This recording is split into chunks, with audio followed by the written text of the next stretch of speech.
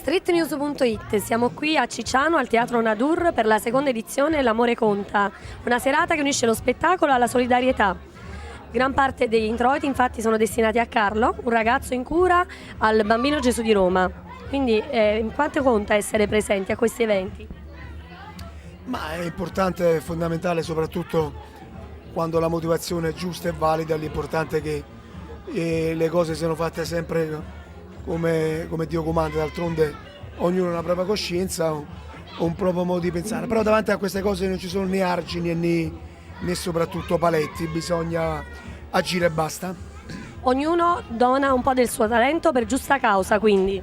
Ma sicuramente più che talento il proprio essere, il proprio io, e quindi al contrario di quello che si può dire e pensare, in questi casi bisogna essere, ripeto ancora una volta, bisogna agire e non pensare assolutamente a nulla.